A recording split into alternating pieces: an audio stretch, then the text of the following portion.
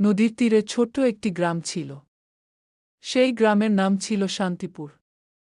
গ্রামের মানুষজন সাধারণত কৃষি কাজ করত এবং খুবই সাদামাটা জীবনযাপন করত। তবে গ্রামে একজন ছিলেন যাকে সবাই খুব সম্মান করত, তার নাম ছিল কৃষ্ণবাবু। তিনি ছিলেন গ্রামের প্রধান, একজন অত্যন্ত বিচক্ষণ এবং জ্ঞানী মানুষ।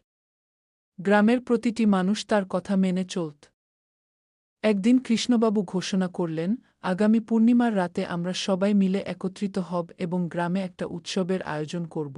এই খবর ছড়িয়ে পড়তেই গ্রামের সবাই উৎসবের জন্য প্রস্তুতি নিতে শুরু করল। তারা ঘরবাড়ি সাজাতে লাগল, নতুন পোশাক বানাতে লাগল এবং খুশিতে মেতে উঠল। পূর্ণিমার রাত এলো।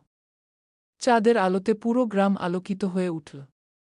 গ্রামের মেঠো পথ দিয়ে সবাই মিলে উৎসবের জায়গায় জড়ো হতে লাগল।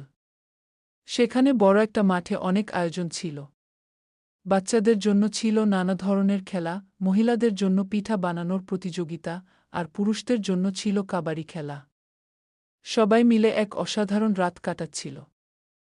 কিন্তু তখনই একটা ঘটনা ঘটল যা সবার মন থেকে আনন্দ মুছে দিল। হঠাৎ করেই মাঠের পাশের বড় বটগাছের নিচে কিছু একটা শব্দ হল। সবাই চমকে উঠে সেখানে দৌড়ে গেল। গিয়ে দেখে একটা ছোট্ট মেয়ে কাঁদছে। তার বয়স হবে 7-8 বছর। সবাই মিলে মেয়েটিকে জিজ্ঞাসা করল, তুমি এখানে কিভাবে এলে? তোমার নাম কি? মেয়েটি কাঁদতে কাঁদতে বলল, আমার নাম মিনা। আমি পথ হারিয়ে ফেলেছি। আমার মা বাবা কোথায় আমি জানি না। এই কথা শুনে সবাই মন খারাপ করে ফেলল।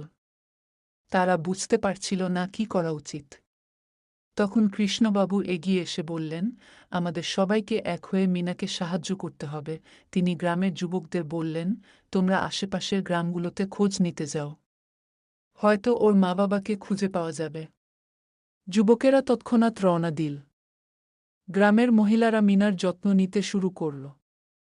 কেউ তাকে খাবার দিল, কেউ তাকে সান্ত্বনা দিল।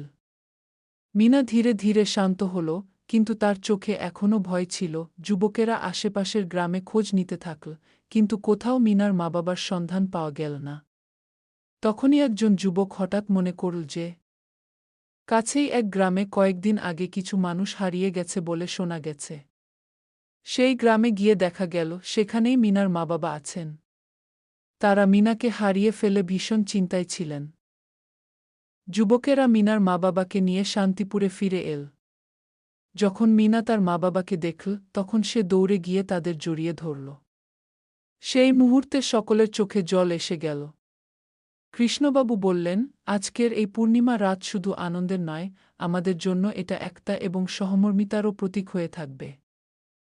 গ্রামের মানুষজন সেদিন বুঝেছিল, সত্যিকারের আনন্দ আসে তখনই যখন আমরা একে অপরের পাশে দাঁড়াই, যখন আমরা পরস্পরের দুঃখসুখ ভাগ করে নিই। শান্তিপুর গ্রামের সেই উৎসবের রাত শুধু আনন্দের জন্য নয়, বরং মানবতার জয়গান হিসেবেও স্মরণীয় হয়ে রইল।